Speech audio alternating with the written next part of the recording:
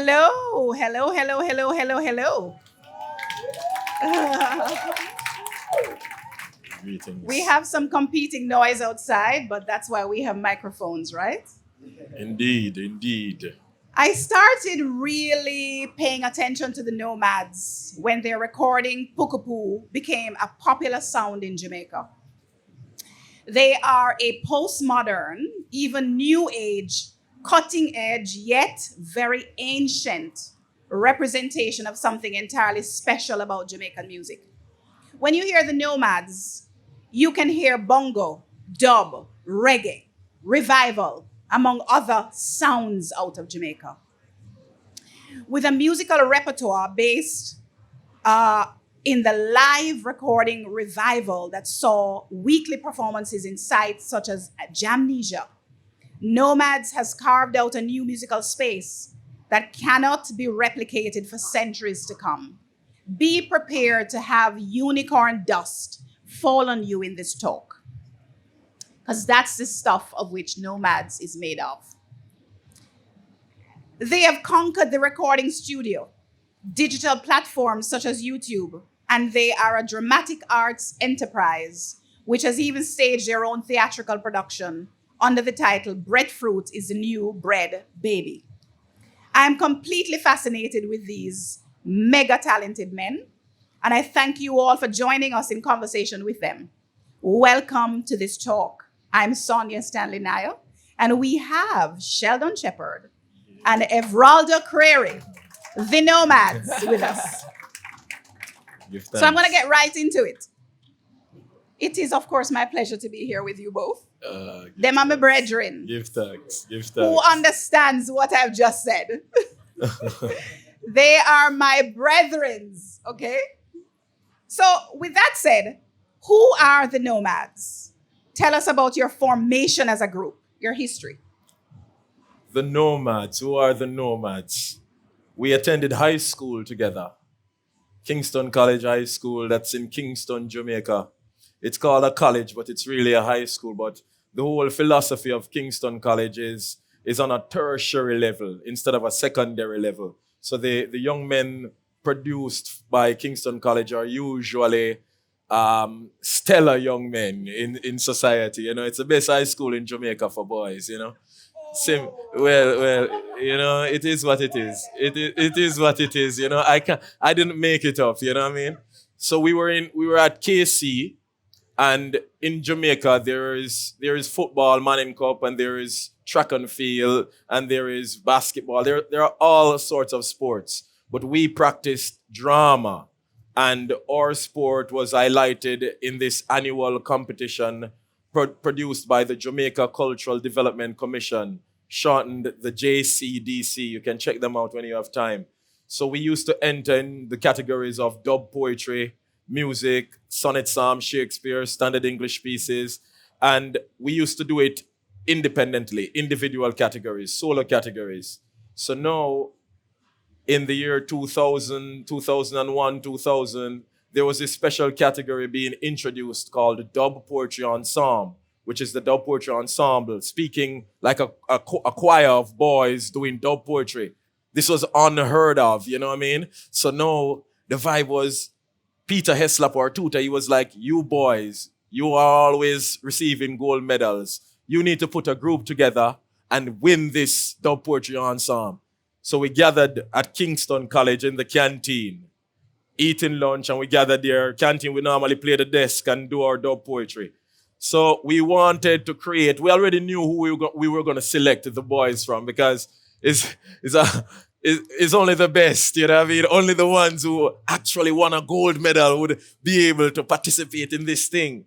So myself, Evie, another brethren called Shane Fitzgerald, and another brethren called Erocado Gale. They're not here right now. But we were sitting in the canteen and we were discussing this thing. And firstly, we wanted a name, because every good entity needs a name, you know what I mean? So we were there throwing out names. Fantastic Four, you know, but that one was already taken, you know what I mean? And Shane Fitzgerald said, it's better we call ourselves No-Maddz, because we're all over the place with our ideas. And we laughed. And then Iman was like, uh-huh. You know what I mean? And I said, yeah, nomads. Because the nomads are travelers. The nomads are wandering, but we won't wander, just wander frivolously. We will wander with a particular purpose. And our purpose at the time was really to Better Jamaica. say it louder, let them hear. Better Jamaica. Turn up the mic. Was to better Jamaica. Better It was Jamaica, yeah. for the betterment of Jamaica. You know what I mean? So now we said we're going to style it a different way. NOMADS is the original nomads, the original wanderers. But because we're stars, man, and we're in performing arts, and we're in theater, and we're in drama. So the idea was to separate the No-Maddz, MADD, and we had a Z to it for style, you know what I mean? Because Z make everything look cooler, you know what I mean? Z, Z, you know? So that's how we started, really, and it was like we merged the two words. Because of Kingston College, we were like, no madman, not in the group. So that is why we separated. Even though we might appear mad, we're not really mad, you know what I mean? But we're kind of mad, you know? So if we went back a little further, how do you become young men with an influence in terms of word, sound, power, as Rastas would say? So you started entering festival, but where does that influence come from? That you began with an interest in literary works, in sound? Interesting question, because each of us have a different entry to that you're saying. For me, I grew up in a Christian home. My father is a bishop, and my mother is an evangelist, and it's a revival church. And revival, they wrap their head. It's very Afrocentric, Christian. So they wrap your head, you have message table with fruits and coconut and red striped beer that you get in the spirit and break. Yeah, so I grew up in all that. And at church, they always have concerts. And they have Sunday school, which is about studying the Bible. So I used to excel at that. I used to do well at Sunday school. I used to do well in the concert. But I didn't have any material because my parents weren't so much of a expressive set. You know what I mean? They didn't have the history of theater or acting or music. So when I entered KC in 1998, at 98, I was introduced to the drama club. And that's when my first, introduction to acting. And then we did this piece called Tijon and his brothers. And I played the minor S. Is there such a word? Minor S. The minor, it was so minor of a role. It's an and it's imps. Imp, devils and bats. One moment, and it was at the end of the play. And you run out, and it was so exciting for me. Then between 98 and 2000, I was playing cricket. And then I don't know, I saw Sheldon performing at this school, an all-girls school in Jamaica. And it was Early Childhood. And the girls were going crazy over the dog porch. And I was like, no way. I should be right there too, So the irony is that I'm in an older class than this dude right here. And I just pop up at his class window saying, hey, I like that poem, may I have it? And he's like, who is this dude? No. No. And I ask him, I follow him around, ask him for a poem. The poem was, I think, Want a House for Living. House for Living. House for Living. And the thing is, my church is so strict, like heavily Christian. You would go to hell if you wear a sleeveless, much less me smoking ganja right now. It would be definitely the devil. But I thought that it was a secular topic, but a very funny, interesting topic that could pass for a church concert. So I was like, bro, you're gonna bust me in the church. Give me the poem, give the poem. Until I ended up in the drama club myself, sorted out after a poem written by Michael Smith. And I did the poem, and we gathered. I get to feel how the boys were, the rehearsal process. and I won my first gold medal. And I got 96 out of 100. Yeah. But it still wasn't enough. It still wasn't the highest gold. Because in that time, you have to get the highest gold in the entire island to move on to the next round. So I didn't get to move on to the national level because this dude got 98. He died. His name is Lynch, Dubmaster Lynch. I don't know if you know him from LSX. And that troubled me. I was like, I can get 96 and still not move on to the next level. So I had to dig deep again. And then I realized that it was the norm and you could only get a goal unless you get 95.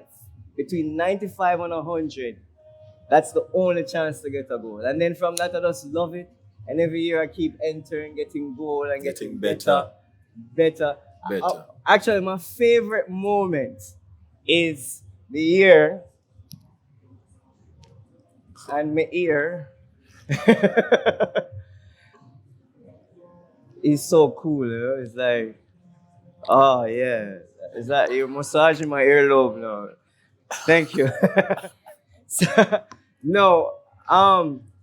My memorable moment was when one year we had No-Maddz entering as a group, each of us solo individuals, and we made it to the national finals. And it's a walk away for No-Maddz to win the most covetous award, which is Best Speech Presentation Overall. Right? And I remember I was sitting behind Tanya Baxter Savage at the time. And Andrew Broadbent said, okay, for best presentation overall, goes to. And then I heard from Kingston College. And I was like, yeah, we know it's the No-Maddz. Come on. This is our second year getting this. And I heard Evroldo Prairie. I was like, what? I remember, bro. What? I remember that. So for me, that was like from nothing to something. A dream come true. A dream come true. So, you talk about dub poetry. There's a sound. One of the things I forgot to say in the beginning as I introduced you all was that you've also conquered screen. You've been in a number of movies, really cutting your teeth at a number of dramatic presentations. But what would you say is your signature sound, your performance mode? Is it dub poetry? Because there's so much in your work, in your sound. How can it be limited to one thing called dub poetry? Tell us about that. You have a point. That has always been the question, the major question ever since we've been practicing. Our parent material is dub poetry. And if your mother is an African and your father is an African, you are African. It's whatever it is, So our parent is dub poetry. That is what we started out practicing. That is what we have been practicing forever. So now, dub poetry, just like you have the wheel. You have the wheel, but then maybe they were riding on stones and the journey was a bit bumpy. And they're like, how can I make this journey a bit smoother? Rubber. They got rubber and wrapped around the stone. Still a little bit bumpy. They decided to get some shocks. So now dub poetry is our stone. So now when we add the reggae influences, when we add the kumina influences, the revival influences, the jazz influences, the grime influences, various influences, it becomes a sound that we love to call the No-Maddz. You dig? So now the Rolling Stones magazine just said that we have created somewhat of a genre. I never said it, But they did in their article. And it kind of, we never set out to do that. We were just boys in high school having fun and playing with literature, playing with poetry, making fun, because even when Pukupu came into being, we were making fun of another performer who we thought was performing horribly. And we were laughing at him. And I was like, I bet I can use his same style and make the world love it. You know what I mean? And look what happened. Because there's no such thing, it's really delivery and believability. There's no such thing as a bad actor. None. Is really the direction and the belief. Because you can have a bad actor in a movie and that's the person's persona. He's just you know that he's telling a lie. He's just bad at it. You know what I mean? So then there's no such thing. It's really how you tell a story and how believable you are, pretty much. You know what I mean? So if dub is the parent, let's say the vehicle of your creativity, how does one create or write a dub poem? How does one create or write a dub poem? All right. Now, this handout right here, everybody's gonna get a copy of this because when we leave here, everyone I want to go and be dub poets. That's the idea. You know what I mean? Yes, that's the sir. idea. Yes, So it's called Dub Poetry 101. And please don't throw it away. We went through a lot to create this for you. So keep it, frame it, whatever you do with it. So now, how you create a dub poetry? This piece, how do you write a dub poem? When you get your handout, you can turn to the second page and you'll see. It's also in the morning, yeah. And you can get these at the merch store. Just a little plug. So now, first point, research dub poets and authors by reading their works and watching or listening to their live performances or recitals. See what styles stand out to you most. Second, be inspired with a story. Inspiration is all around us. Our society influences our inspiration a lot. Third point, be creative. Open your thoughts and allow the words to come. Fourth point, decide on the rhythm and the rhyme scheme to deliver the dub poem. Whenever we do this at schools for kids, we have to explain things like rhyme scheme and all of that, all of this jazz. But I'm pretty sure I don't have to explain rhyme scheme. Okay, it's like a housing scheme. Everything is in order. Everything is in a particular order. So if you have the house here and you have the main office here and you have a field here, you probably have another house here. So it's really the order, the structure of how you lay out your rhymes in a piece. Whichever piece it is, whether it's a poem, a rap poem, a song poem, whatever it is, because they're all poems. You know what I mean? And then fifth, practice the dub poem. Let it speak to you so it comes alive in delivery. That's very important about dub poetry. It's a performance piece. Dub poetry is not really paper poetry. You see me reading a piece of paper right now. I wouldn't necessarily do that for dub poetry. Dub poetry is getting into it. Dub poetry is me feel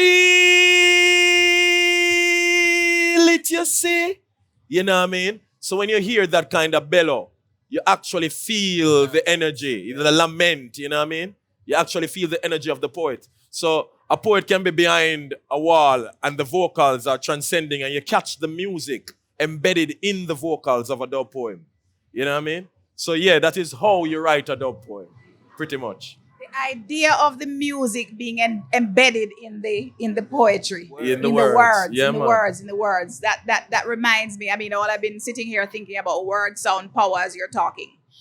The ways in which, just the word is a carrier of the spirit is kind of very much what I take away from what you've been saying. So who are some of the influences for you in terms of dub poetry? Well, for me in high school, I had to research on Michael Smith. That's his name, right? And Mikey Smith. Great Mikey Smith. And what was fascinating about him, he was stoned. Absolutely stoned to death. In a place called Stony Hill. You're from Stony Hill. I think I've seen that. The irony. Yeah. So, and I particularly liked his style. I liked his words, and I liked that he was actually at one point performing on BBC, doing like a music video style kind of performance, And then you have Oko Nuro, who is the father of the poetry. You have Muta Baruka, you have Yasa Safari, DYCR, it goes on and on, What about you, Sheldon? I grew up in a household. Evie was telling you the story about how he saw me performing, but I grew up in a household. My father is actually a dub poet and a writer. So whenever other children... I didn't know that. You never know that. A liar tell. Keith Shepherd. The great Keith Shepherd. Me know now. I know that. You know what I mean? But that when other kids were being put to bed with lullabies and stuff like that, my father used the dub poetry. You know what I mean? So I grew up, we never had like electricity or running water or television and stuff. So we had to entertain ourselves through the arts. So my father would just do it around the house. He would tell you that he never ever taught me how to do dub poetry. He doesn't even know why I'm doing this now. You know what I mean? Because there was never a moment where he's like, this is dub poetry. You know? He was just always living and being. You know what I mean? But so dub, my father is my greatest influence, really. And then the Honorable Louise Bennett Coverley. You know, she's amazing. I love her works, you know what I mean? And others have been mentioned and all of that. But dub poetry, you know, it's like we touched it a little bit. Like, what is a dub poem? A dub poem is really, as I said initially, it's musical words. Dub is music and poetry is words.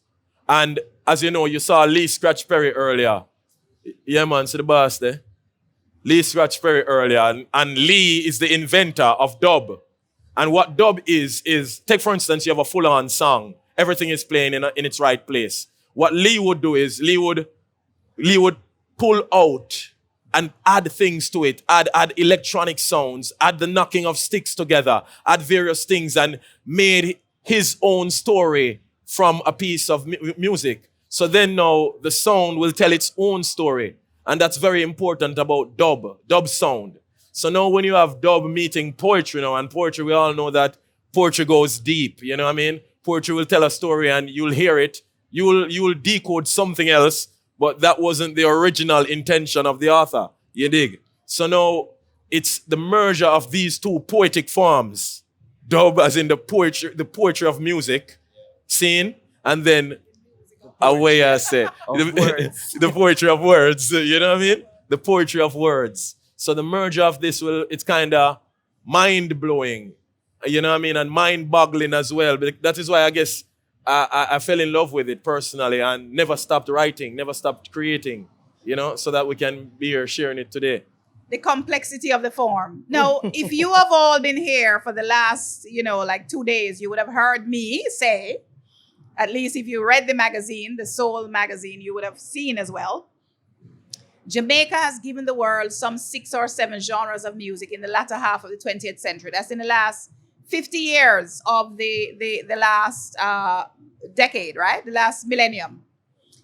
And if you think about, not the last millennium, what am I thinking about? The last 100 years, right?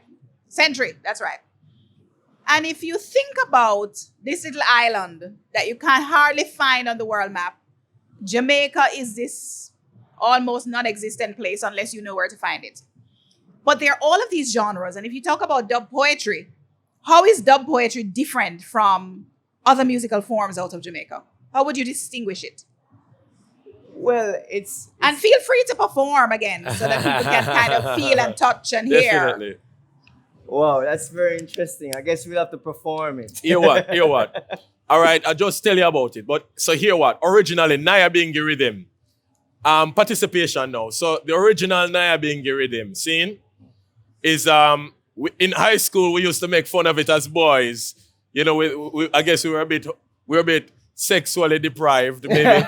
So we were like, in Jamaica we call the female genitalia pum pum.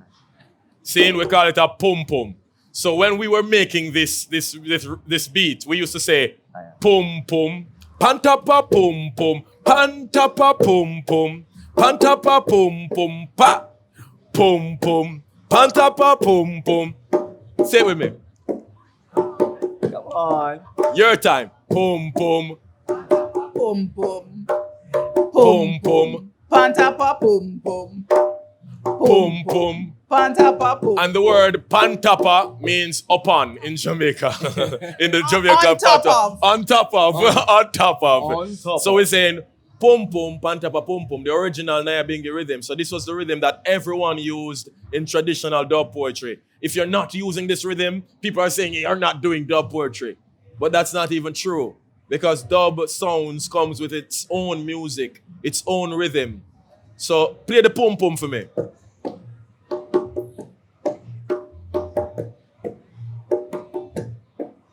Hey!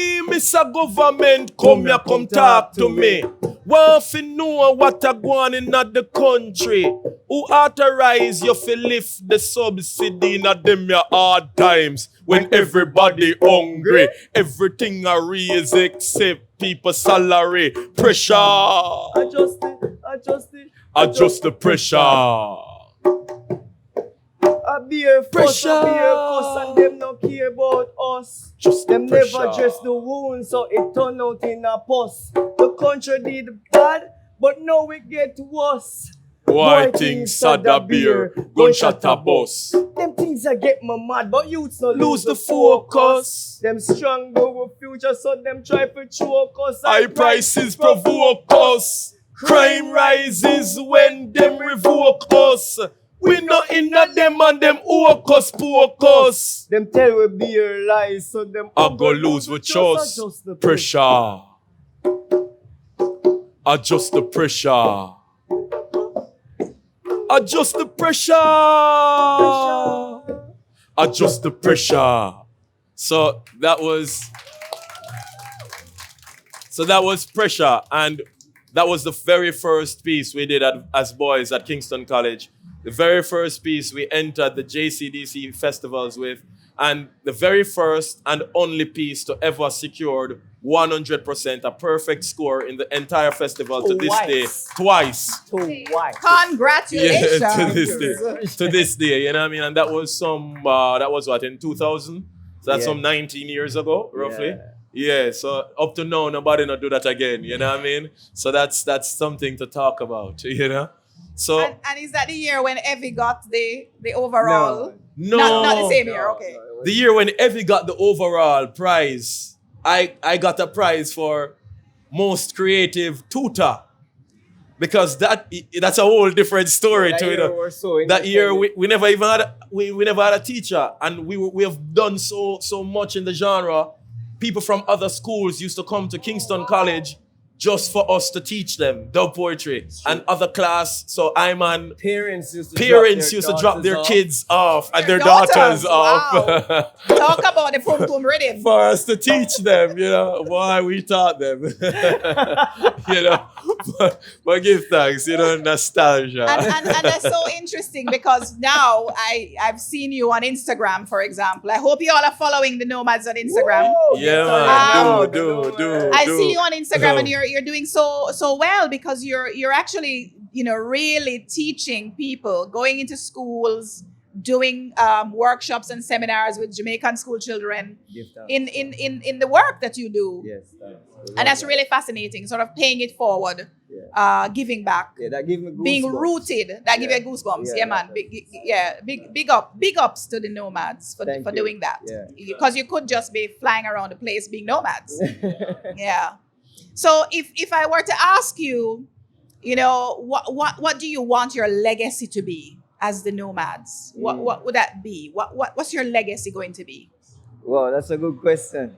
I don't even know, but if I would guess, for me, it's just an attitude towards being a creative person or just an artist. You know, it's about being aware of your responsibility of preserving your culture. You know what I mean? And also preserving the wideness of our talent. You know, if we're talented in all these different disciplines, I don't think you should be shunning any of them, because as Africans, we never really separated the disciplines, you know, and that was the reason why we have Anansi and all those characters, because Anansi was not just musical, but he was very physical. It was, you know, so it was about acting, dancing, everything. So there was a time in Jamaica when, especially musicians, never thought it was cool to be funny, be in a comedic play or a comedic movie or do a movie, all these things.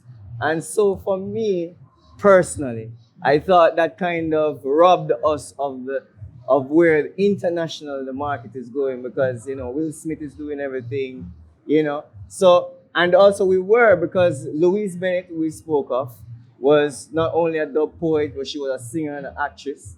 And you have Jimmy Cliff, who is also an actor in Order They Come and a great musician. You have Prince, who give you Purple Rain and all those collections. So I'm like, as Africans, especially we pride ourselves in Jamaica as the most talented people that came across the whole historical slave trade thing. So I think it's very important for us to keep that attitude alive, you know what I mean? And kind of that's why we kind of feel alone sometimes, but it's growing. It's growing. Alone because you feel that you are carrying this burden of, making that Enlightenment. change, bringing that change. Yeah. Initially, as I said to you before, we do this for fun. You know what I mean? We started out doing this for fun. And Jamaica is a very powerful place, We're very, very powerful. Very powerful spot of land as well, you know what I mean? So it's like, and we have this thing where we say advancing the welfare of the whole human race. It's a part of the Jamaican motto. A part of the motto. What kind of motto? Can you imagine a motto of a country that challenges the inhabitants to advance the welfare of the whole welfare human race. of the whole The national human pledge, race? the That's national remarkable. So then now when you ask the question to say my legacy as an individual and as a collective, I would love to be known the fact that I was given tools when I came here, how I got them based on my interactions. I was given tools. I learned tools. I would love to be the one to be known as the person who used these tools to advance the welfare of the whole human race. You know what I mean? Yes. So yes. I feel that. You dig? That yeah, You know what I feel that because it's so much a part of my own intention in this world to advance the welfare of the whole human race. And might I say, I think we are doing that. I think you are doing that. I guess. Yeah, I think you are doing that. I would say that's the aspiration, and once you aspire to do something, it will happen. It will happen. But then let's hear what the audience and the crowd has to say, because it's really the ones who tell your story. Yes, You know what I mean? we're gonna throw back to the audience to get some questions, but I want you to do one more thing. I want to show the audience your diversity. So you performed a dub poem, right? Some dub poetry, and I'm gonna make a special selection now. I want to hear Heaven on Earth. Whoa. Because such a kind of, a range. It shows the range of No-Maddz. And I feel like I need to come off of the stage now. All right. and Heaven just- on Earth. of Heaven on course. Earth. So this project is brand spanking new. You see I'm marketing. This project is brand spanking new. It's called Heaven on Earth. It is our whole. You know what I mean? So then, and you can see it's our brand new album, and it was co-produced with us and Walshify of Major Lazer. So big up Walshy, and it also features Idris Elba on a track. You know what I mean? So Kumar is on it as well. If you know Kumar from Raging Fire, the ones who know familiar with Jamaica music, yeah man.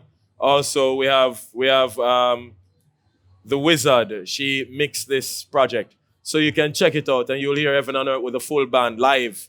So you can hear what we do with dub poetry when we mix with our musicians.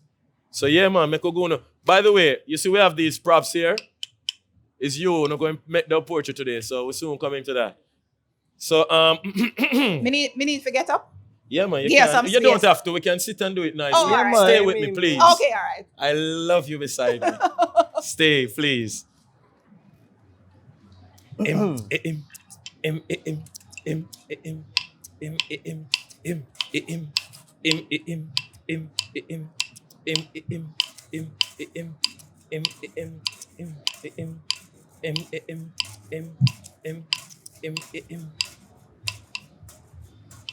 Basson.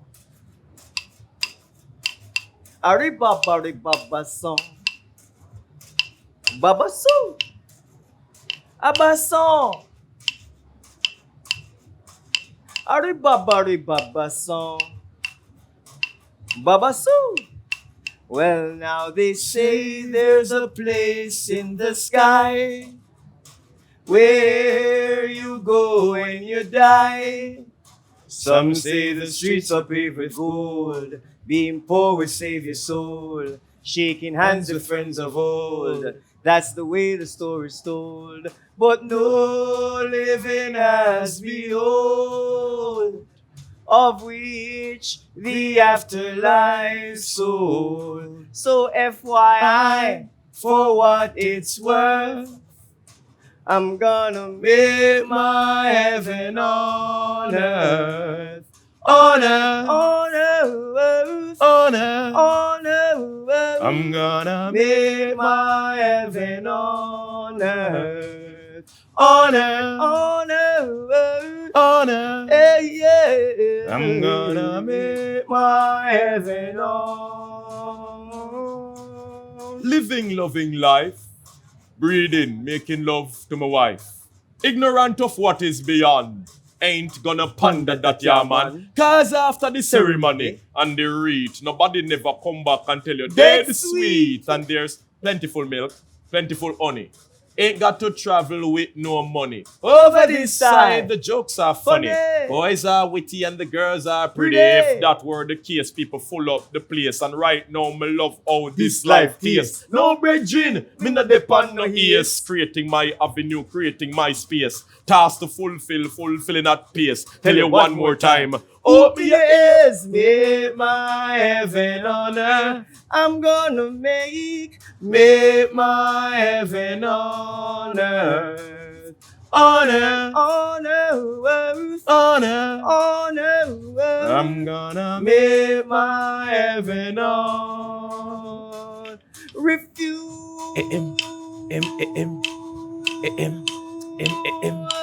Yeah. Listen it. Refuse.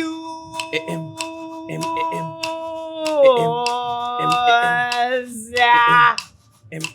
Listen it. Refuse to live while you're living. Expecting to live when you're dead. This fateful experience when dust to dust is said. As if what we all come to know as life is not an experience, isn't it? And the life like a talent, if not used, you will lose it. Come on, man. See life there. Get up and choose it. A picture perfect heaven starts in the mind, so don't lose it. The mind is a terrible thing to waste. The mind is a terrible thing to waste. The mind is a terrible thing to waste. The mind is a terrible thing to waste. I said the mind is a terrible thing to waste. The mind is a terrible thing to waste. The mind is a terrible thing to waste. The mind is a terrible thing to waste. Make my heaven on earth. Oh, I'm gonna make my heaven on earth. On earth, on earth, on earth, on earth. I'm gonna make my heaven on. Rabab so. Arriba badiba baso. Rabaso. Rabaso. Arriba badiba baso. Rabaso. Preacher man, don't tell me heaven is under the earth. Blow it. Lala.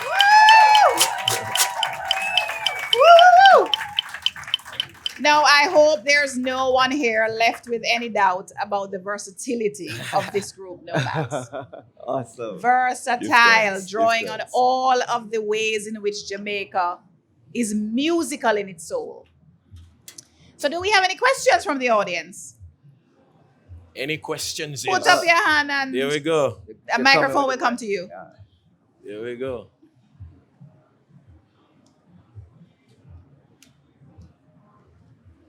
So thank you first of all for such an amazing performance. That was truly spiritual in its own way. Give thanks. So that's actually what I wanted to ask you. Do you consider yourself spiritual beings? What does spirituality mean to you? And what's your understanding of the universe?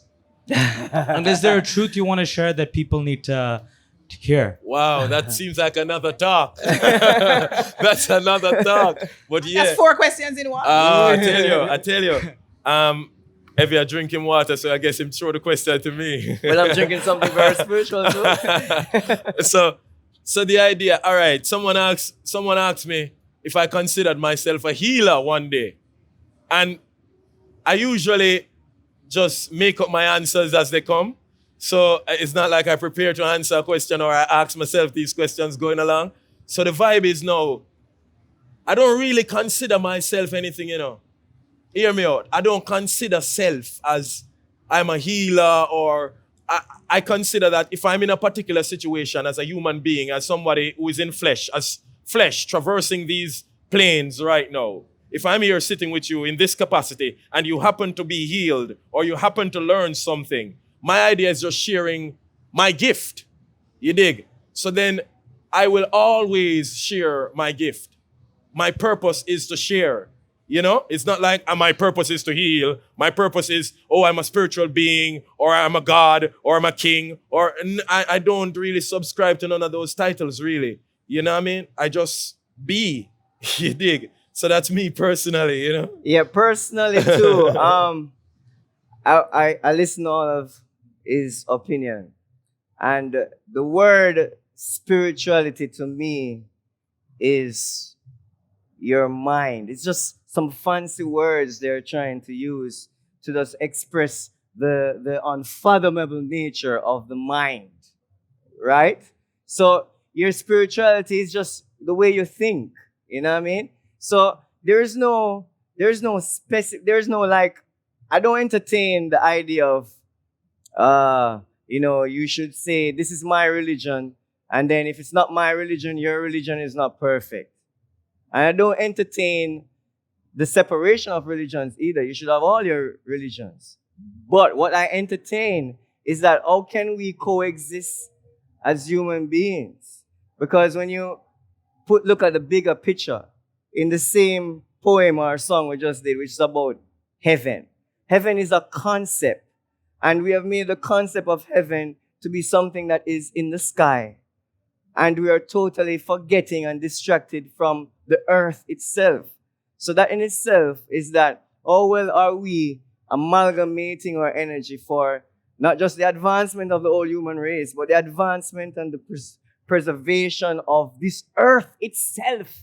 Like, people, is that there's so many distractions, but spirituality for me is like, can we zero in on the commonality between us? And what do we need to stay alive? And if I get really simple to the common denominator, I don't know anywhere else in this universe that is as beautiful as this earth. And if you find it, because we're searching, they're going to go there and destroy that one too. You see me as that? So it doesn't matter what you practice. Let's practice communion, togetherness, love. And I like peace of mind. Peace of mind is my favorite thing, I get flustered when I can't find it. But I love asking, and sometimes I just disappear. Disappear for years. In Heaven on Earth, him use a line. I wrote the piece Heaven on Earth, but Evie added a line. Evie is so special. Ewa, we would be here and something is already created, and Evie come in and put something on the table.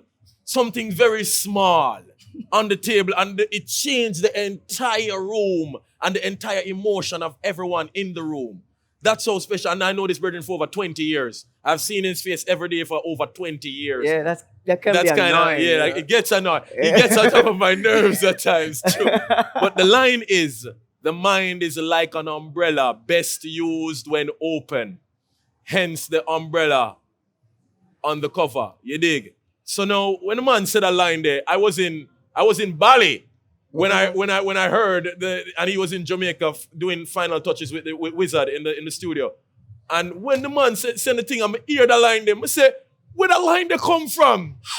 That's how I don't write the line there. Where the line they come from?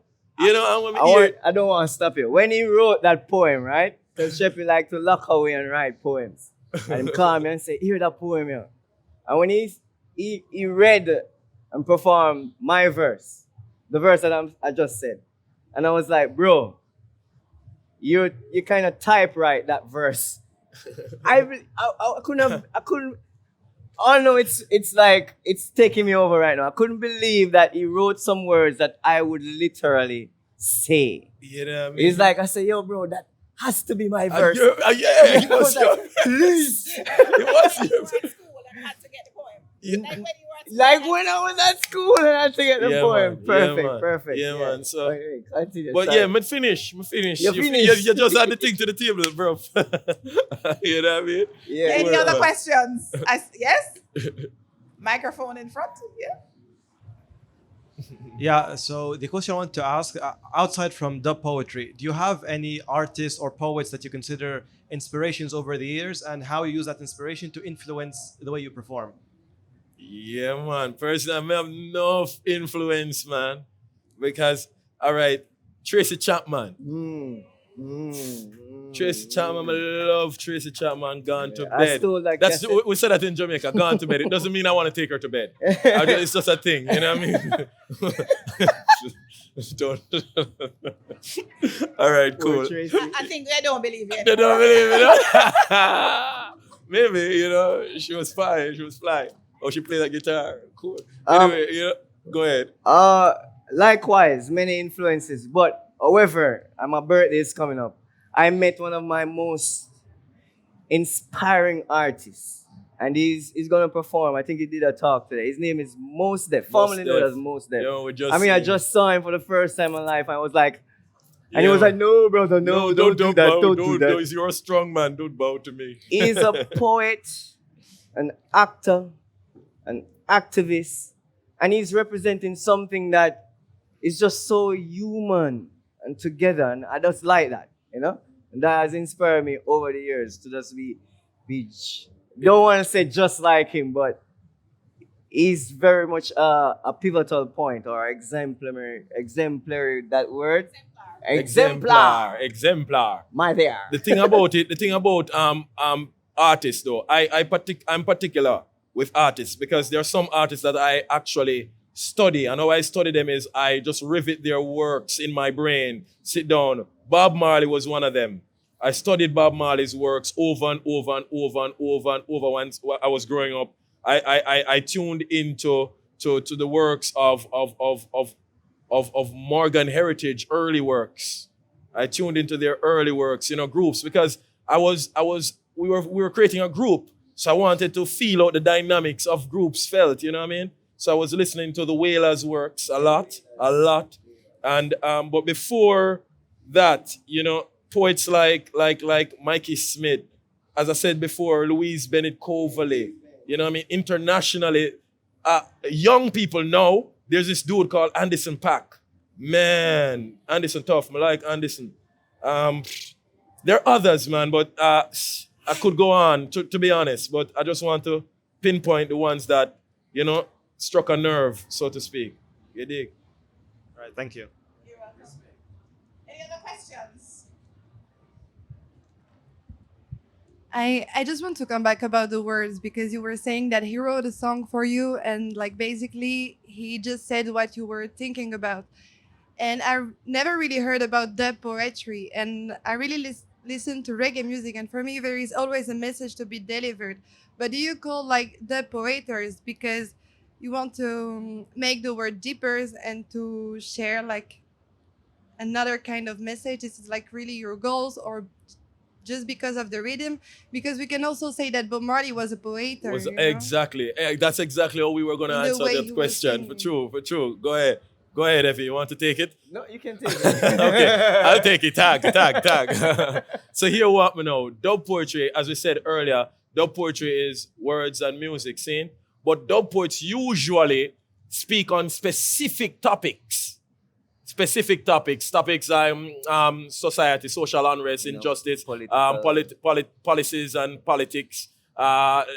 Sex is also, but it's really sex done in a romantic, beautiful manner. How dub poets enunciate their sexual prowess and stuff like that. You know what I mean? Yes, so someone say, this is a very sexual dub poem we're gonna get right now. It say, Put it in, you must put it in. Put it in, the sheen gone in.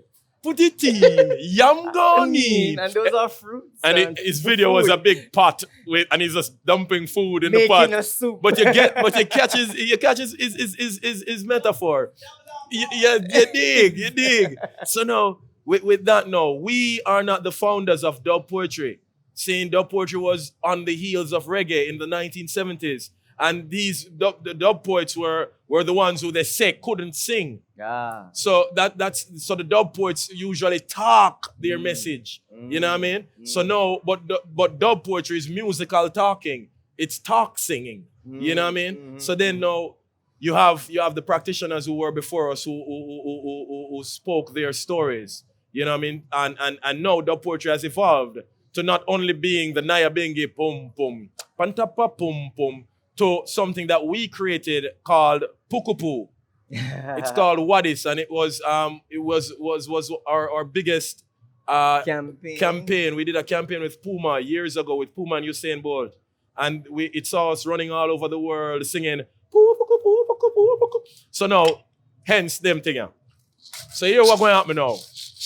No more questions. No more questions. I am putting a pin down. No more questions. So here what we're going to do now. So with this, the stick. No? Yes. Yes, please. Please. After we show them how to use it, we're going to give 2 people to shake and to knock. So then Evie is going to play the grater. This is called a grater. And it's an instrument used in one of our old genres called mento music. Mento music. And mento music influence soca and calypso. And they had this grater is a coconut. It's like Parmesan cheese. You shred things with it. It's a kitchen utensil. Yes, and he's also playing it with a spoon. Okay. Here for Evie. Now these are rhythm sticks.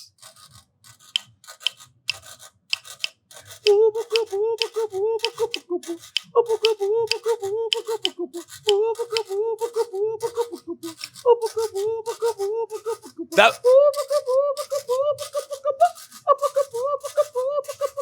clap, clap, clap, clap, clap, clap, clap, clap.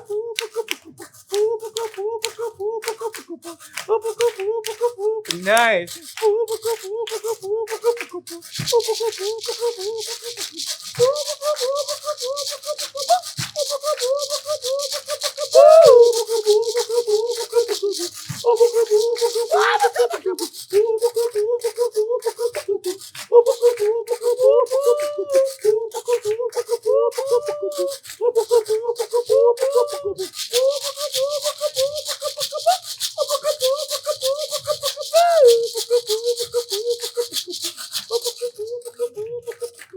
Keep it going, keep the rhythm going, keep it going. The ones who are not playing, use your vocals to do. It's called pukupu. So you say poo pukupu pukupu puku pukupu. It's a P, it's not a C.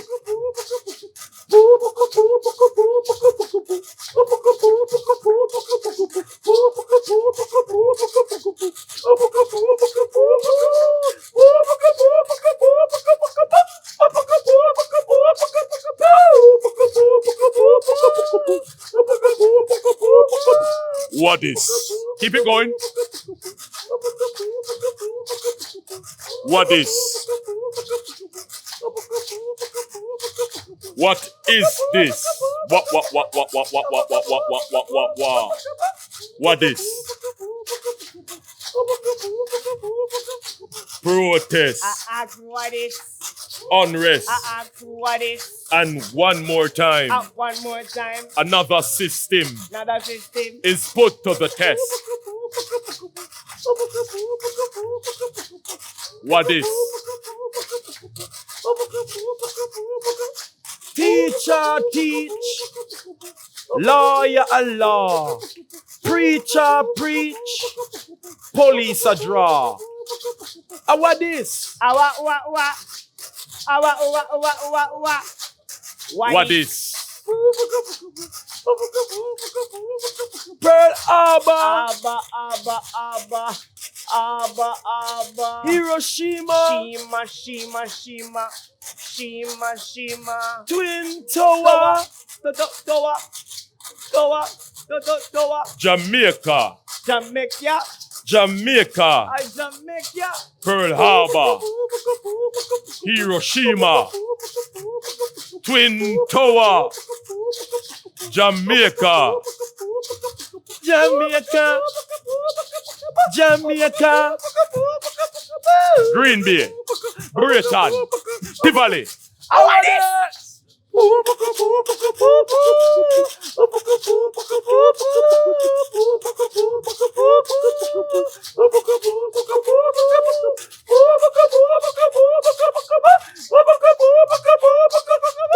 My favorite part, hello, my favorite part. Bongo clap pushing cat grass cat. Bongo clap pushing cat grass cat. Bongo clap. All right, stop it.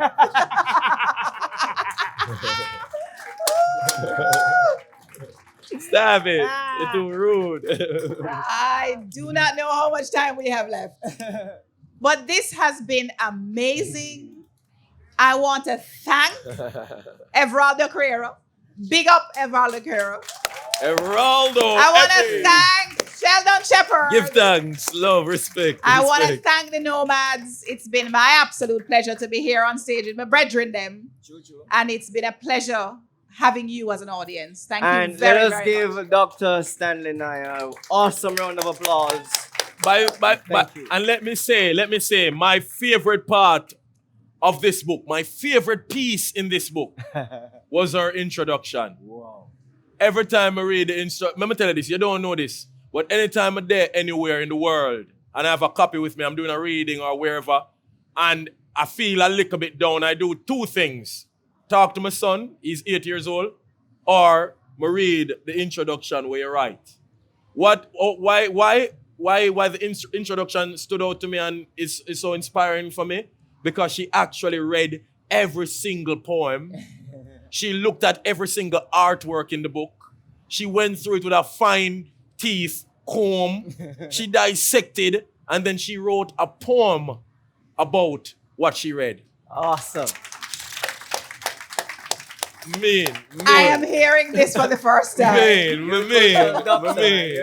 you very, very much. Give thanks. It's been a blessing. Me tell you, I'm a brethren them, right? Yeah, man. Really Yeah, man. been a pleasure for me. Thank Remember, you very much. Follow us on the social media handles. Yes, indeed. No-Maddz, the No-Maddz, Sheldon Shepherd, Pukapoo, And, the culture and I'm Culture Doctor on Culture Instagram, on Twitter. Thank you very much. Love. Awesome. Respect. We're here, we will sign copies for you too.